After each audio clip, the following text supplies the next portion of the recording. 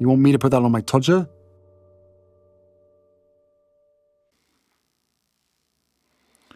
Harry's wife, the Emperor's new clothes. Many of us have known for a long time that Harry's wife is quite simply a nobody.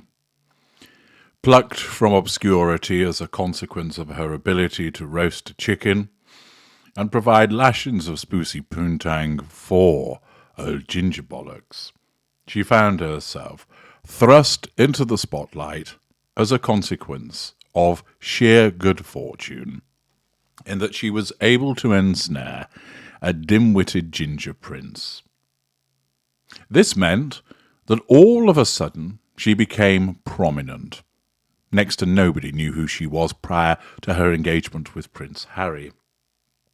She was welcomed an opportunity for modernization.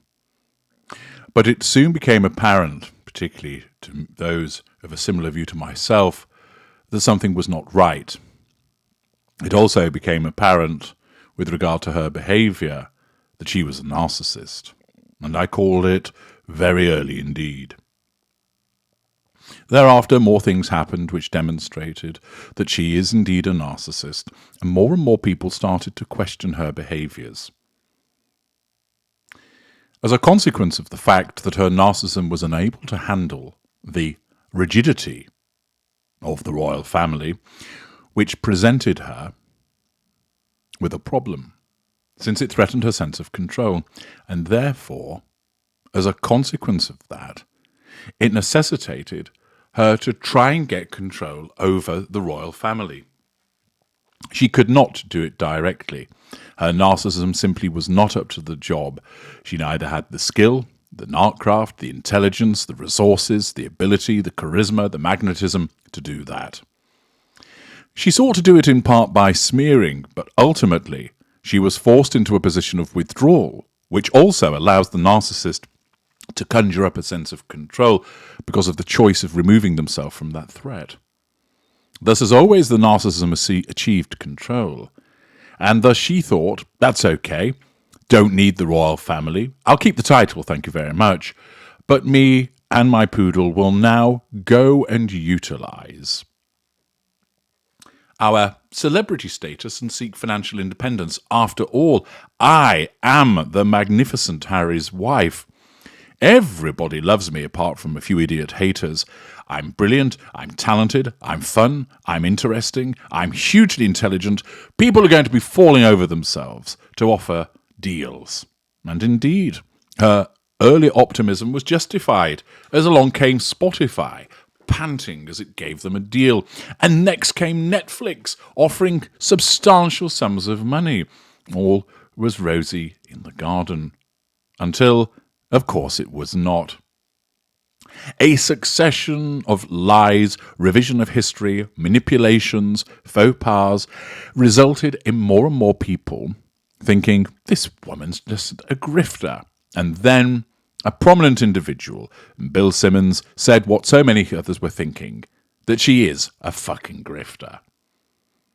And this has then led to all those who hitherto knew that she wasn't special and knew that she was problematic, having their views validated more and more by prominent people in the press. And now, the fact is that so many of us knew for so long that Harry's wife was very much a case of the Emperor's new clothes. She traded on her husband, she traded on the story of victim, linked again to her husband's family, and then strip away those two things, what have you got? Or, as Al Pacino might say, what have you got? The answer, the square root of fuck all. Yes, without a link to her husband, without the crybaby stories of concocted victimhood, she has nothing at all to offer. And this has now been picked up upon by Daniela Elsa, who writes in news.com.au, if we were going to write an ABC of the royal family, it would start a bit like this. A is for Ascot, B is for Bollinger, a splendid drop. C is for Charles and the Carolean age. D is for Diana, the huntress who rattled the monarchy to its foundation. E is for the woman who made history, and Paddington Chuckle. And F is for flop. For the last couple of weeks, probably the biggest story in the royal world has been the precipitous turn for the worse in the professional fortunes of Harry and Harry's wife, the Duke and Duchess of Sussex. After years of big announcements about deals filled with zeros that would supposedly see the couple churn out reams of content that would entertain and inform and heal the sick, reality has come calling. And reality is not happy. Not happy that their ideas for several football fields passed ludicrous into bonkers territory, and not happy that their attitude towards hard work would seem to be about as enthusiastic as Princess Anne's towards vajazzling. Which brings us to that F word. Just when you think things are bad for Harry's wife and Harry, well, up pops worse, because now Harry and Harry's wife have been labelled by both leading business and entertainment publications as flops. The dominoes started to fall in June when their Spotify contract went the way of Prince William's once glorious thick blonde hair, before it was reported that Netflix is reportedly unlikely to renew their contract.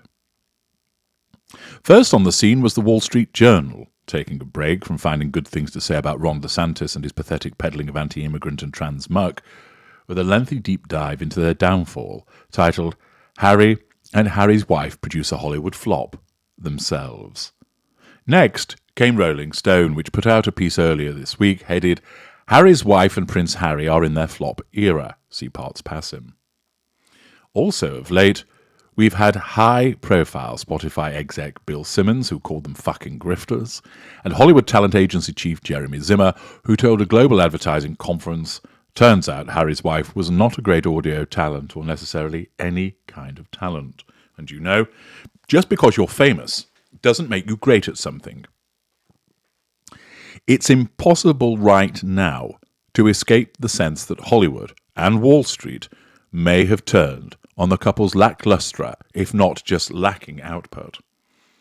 Maybe there is a certain Newtonian dimension to all this. What goes up must come down.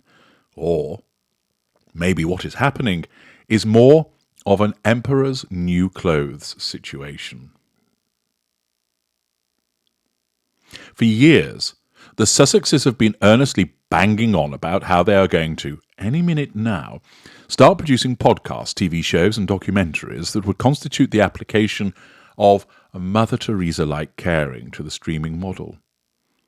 Out Harry and Harry's wife would go, I assume, to front shows where they would highlight the world's travails before hugging as many third-worlders who would hold still for the cameras.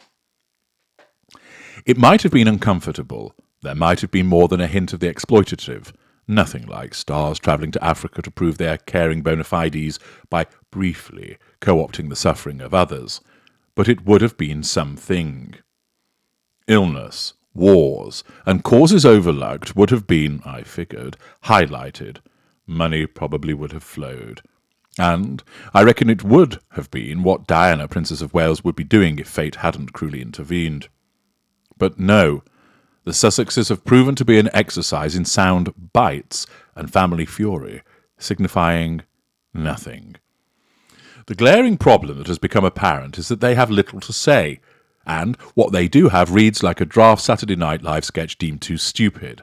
Harry interviewing Putin about his childhood emotional boo-boos. Harry's wife helming a retelling of Miss Havisham's story that would recast the lonely spinster as a strong woman living in a patriarchal society. The trap that they and Netflix and Spotify all fell into was assuming that the otherworldly magic of their royal status was immutable and would not evaporate with time. That their royal status would keep people glued and streaming, that they would not slip from can't-look-away cultural supernovas to predictable figures that fail to really hold the public's attention or respect. What I'm also guessing that no one at the streaming companies reckoned with is that the Sussexes would also be giving their story away to others, reciting again and again, essentially the same tale, like the boy and girl who cried wolfish royal family on repeat. What was not priced into the great Sussex deals of 2020 was the diminishing returns of the Sussexes, spending nearly 2 years beating the same anti-palace drum. How the Duke and Duchess right this currently taking on a hell of a lot of water ship remains to be seen. There appears to have been some efforts to put out some positive news, with Page 6 reporting that H is making plans to return to Africa solo for a new Netflix documentary. Meanwhile, the Daily Mail's Alison Beauchoff has reported it's expected that the Duchess will take on a string of commercial endorsements in fields meaningful to her, such as food, wellness, fashion and therapy. The question of which brands would happily pay the scads of cash required to secure the Duchess's talents is a big one. Polling done in late May by Newsweek found that 39% of Americans had a favourable view of her, with 34% having an unfavourable one. Would those sort of numbers translate into enough people willing to part with their money for a piece of brand Harry's wife? In a case of very convenient timing, Harry and Harry's wife were recently caught by a paparazzo looking as happy as linen-loving clams and holding hands.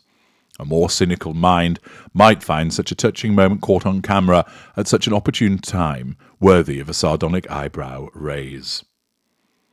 As Page 6 reported back in March, after having stayed largely quiet in the Santa Barbara area for nearly 3 years, Harry and Harry's wife seem to be playing the Hollywood game. But bigger picture time, would a couple of hours of Harry trying to hug elephants for the cameras really take them back to even close to 2021 post-Oprah levels of support? Unless he somehow manages to single-handedly save the entire pachyderm genus from poachers, I'm not sure anyone will actually care or watch that much. Likewise, Harry's wife and her much-vaunted goop-esque empire that is always meant to be in the offing. There are nearly as many as A-listers and B and C-listers trying to set themselves up as shamans of the throw rug set as there are big names slyly sucking up Ozempic. For this to work as a business proposition, the Duchess will need to find some serious point of difference or way to distinguish herself from every other famous gal trying to sell $142 soy candles and face serums that cost as much as your quarterly power bill. There is also the fact that Gwyneth Paltrow's goop works because customers are buying into GP, as she is known to shoppers, acolytes, fans. How do I know? Look over there. It's Princess Markle of Kent. Outside of Harry's wife's zealous squad, will consumers be eager to part ways with vast streams of cash to similarly buy into a lighting rod figure? The choices that she and Harry have made over the last 2 years have meant they cannot really be any sort of mainstream selling stuff in Target brand. Their names are now associated with anger and family hurts, with toxicity, and also with difficult but at times important questions about race and the media. They have made themselves too freighted, too complicated, too political for, say, some deep-pocketed cosmetics label to want to hire. Maybe they see all of this as the right thing morally, but as commercial prospects they may well have taken a serious hit. If nothing else works, if no new projects come up quite stick, then at least there is an entire genre of television built on down on their uppers former names and transforming them into bingeable gold. The real HRHs of Monty Shit Show, anyone? Daniela Elsa, encapsulating the problem that Harry's wife and Harry now have. How did it get to all of this? Very simple. It is a symptom of her narcissism, which, as I've told you so many times, enabled her to achieve the elevated position but was incapable of keeping her there. And now, as I predicted over a year ago, the downward spiral is now in much effect, as you see her scrambling around, trying to deal with these threats to control, continuing to draw fuel, of course, and watching with increased desperation as the money starts to trickle through her fingers, and nobody is looking to replenish it. I'm H.G. Tudor. Thank you for listening.